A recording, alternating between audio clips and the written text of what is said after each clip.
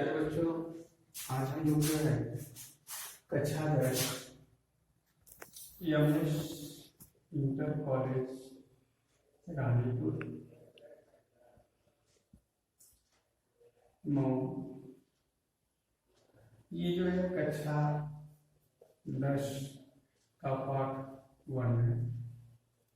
हम लोग इसके बारे में पढ़े, भौतिक विज्ञान का पहला लेक्चर है, उसमें हम लोग पीछे पढ़ चुके हैं। आज हम दर्पण के बारे में आपको पढ़ाते हैं। दर्पण क्या होता है, दर्पण के बारे में अगले वीडियो में हमने आपको बताया भी है, लेकिन फिर से एक बार देखें।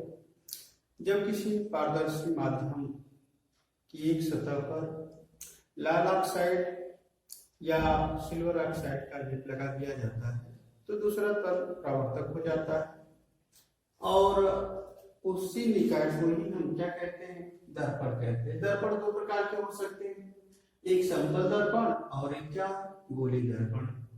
समतल दर्पण किसे कहते हैं भाई, ध्यान से देखेंगे। समतल दर्पण है और गोली दर्पण है, तो हम पहले समतल दर्पण के बारे में अध्ययन करते हैं। समतल दर्पण होता क्या है? ऐसा दर्पण जिसका परावर्तक पृष्ठ समतल हो, समतल दर्पण कहलाता है। ये हम समतल दर्पण का चित्र बनाए हैं, चित्र को आप भली बात देख लें। ये एक जो है कांच है जो सपाट है, इसकी एक सतह पर कलई कर देते हैं। हमने आपको बताया कि लाल ऑक्साइड का पेंट आप लगा दें और दूसरे तल से यदि प्रकाश का परावर्तन हो जाए तो ये समतल दर्पण कहलाएगा। ये अभिलंब है और ये आपतित किरण है, तो जब ये आपतित होगी तो इसकी पाथ है, ये यहाँ से परावर्तित होगा कि अपनी दिशा, यानी जिस माध्यम से गई थी उसी माध्यम में लौट आती है। तो ये समतल दर्पण का जो है क्या है, चित्र है। अब आगे देखेंगे समतल दर्पण के द्वारा जो प्रतिबिंब बनते हैं उनके बारे में, उनके क्या गुण हैं। तो यहाँ देखें, समतल दर्पण द्वारा जो बना हुआ प्रतिबिंब होगा वह सदैव आभासी होता है और सीधा भी होता है। दूसरा गुण है, समतल दर्पण में जो बना प्रतिबिंब है, जितनी बड़ी वस्तु होगी उतना ही बड़ा प्रतिबिंब बनेगा। अगर वस्तु 5 सेंटीमीटर की है तो प्रतिबिंब 5 ही सेंटीमीटर का बनेगा। अर्थात समतल दर्पण के द्वारा प्रतिबिंब और वस्तु की लंबाई आपस में बराबर होती है। अब यहां पर देखें, यह ऊंचाई की वस्तु का अगर प्रतिबिंब बनाना है, यदि 10 सेंटीमीटर लंबी वस्तु है और इसका हमें प्रतिबिंब बनाना है, तो हमें जो है 10/2 सेंटीमीटर ऊंचे जो है दर्पण की आवश्यकता होगी। अगर 20 मीटर ऊंचे वस्तु का प्रतिबिंब बनाना है तो 10 मीटर ऊंचे दर्पण की आवश्यकता होगी। यानी दर्पण की ऊंचाई जो है, वस्तु की ऊंचाई की अगर आधा रहेगी तो संपूर्ण वस्तु का प्रतिबिंब स्पष्ट रूप से देखा जा सकता है। अर्थात हम लिख सकते हैं कि h ऊंचाई की वस्तु का प्रतिबिंब देखने के लिए h/2 ऊंचाई के समतल दर्पण की आवश्यकता होती है। वस्तु तथा प्रतिबिंब को मिलाने वाली जो रेखा होती है समतल दर्पण पर लंब होती है। लेकिन ध्यान से एक बात और देखेंगे, ये 5वां गुण क्या है भाई, जैसे हम समतल दर्पण ये रखे और यहां से एक दूरी जो है, एक दर्पण, ये हमारा दर्पण है और ये वस्तु है। ये क्या है भाई, वस्तु है। ये वस्तु और आपकी है और ये दर्पण है। यहां से यहां तक की दूरी अगर 5 मीटर है तो जो प्रतिबिंब बनेगा वह दर्पण के पीछे जितनी दूरी पर यह वस्तु रखी गई है उतना ही पीछे यह जो है प्रतिबिंब आपको दिखाई देगा, जो आभासी और सीधा होगा। यानी वस्तु जितनी आगे रखी है दर्पण से उतना ही पीछे प्रतिबिंब बनता है। अच्छा, आगे हम लोग पढ़ेंगे गोली दर्पण के बारे में। गोली दर्पण क्या है भाई, ध्यान से आप देखेंगे गोली दर्पण के बारे में। जब एक कांच के खोखले गोले को हम काट देते हैं या खोखले गोले की एक सतह पर क्या करें, वही लाल ऑक्साइड का पेंट लगा दें। जैसे ये जो आपका कांच का खोखला गोला है और इसको हम क्या करते हैं, 2 भागों में काट दें। तो 2 भाग काटेंगे तो एक तो ऐसा होगा और एक इस तरह से हो जाता है। ये जो आपका दूसरा भाग है। अब दोनों भागों को हम ले लें, एक पर बाहर से हम कलई कर देते हैं, एक जो है ये लेप हमने जो है बाहर से लगा दिया, तो एक प्रकार का ये दर्पण हो गया। और जिसमें अंदर की ओर से लगाते हैं तो ये दूसरी तरह का जो है आपका दर्पण हो गया। तो ये जो गोली दर्पण दो प्रकार के हो गए, एक तो ये उत्तल हो गया, उत्तल गोली दर्पण है, और ये दूसरा हो गया आपका क्या, अवतल गोली दर्पण। क्या हो गया भाई, अवतल गोलीय दर्पण हो गया आपका। अब देखेंगे उत्तल गोली दर्पण और अवतल गोली दर्पण में क्या अंतर है।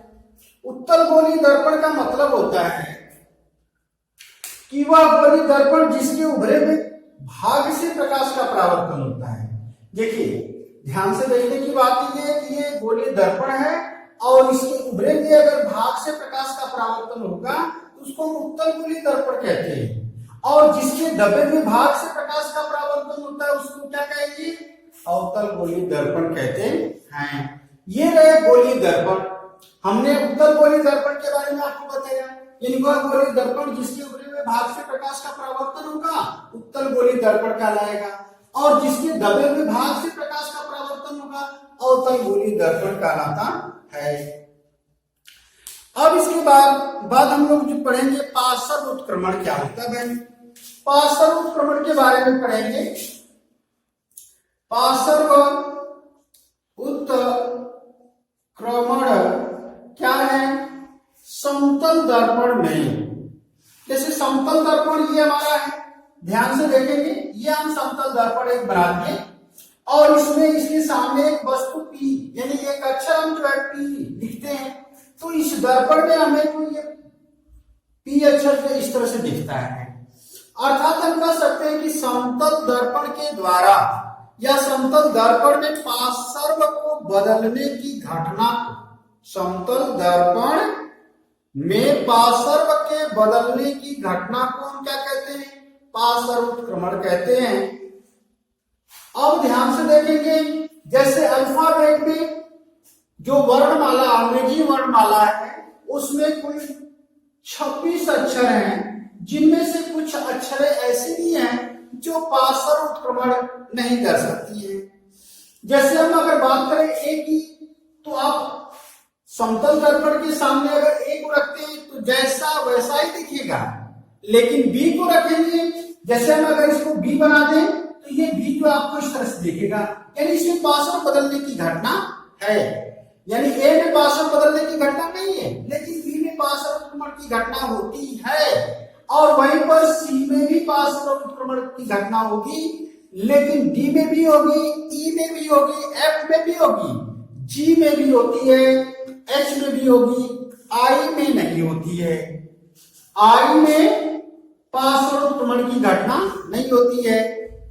जे के एल एम में नहीं होगी, यम जैसा रहेगा वैसा ही दिखेगा। यम के बाद एन ओ में पार्श्व उत्क्रमण नहीं होगा। P Q R S T में पार्श्व उत्क्रमण की घटना नहीं होगी। यू भी डब्ल्यू एक्स वाई जेड, यानी कि यहां पर देखेंगे एच भी है, ए बी सी, अब जो है वाई भी है, इसमें पार्श्व उत्क्रमण करने की घटना नहीं होती है। ये जो है पार्श्व नहीं बदलते हैं, इनमें पार्श्व उत्क्रमित करने की घटना नहीं होती है, लेकिन अंग्रेजी वर्णमाला के कुछ अक्षर ऐसे हैं जिनको समतल दर्पण के सामने रखने पर उसमें पार्श्व को उत्क्रमित करने की घटनाएं पाई जाती हैं। अर्थात हम कह सकते हैं कि समतल दर्पण के द्वारा पार्श्व को उत्क्रमित करने की घटना को हम क्या कहते हैं, पार्श्व उत्क्रमण कहते हैं।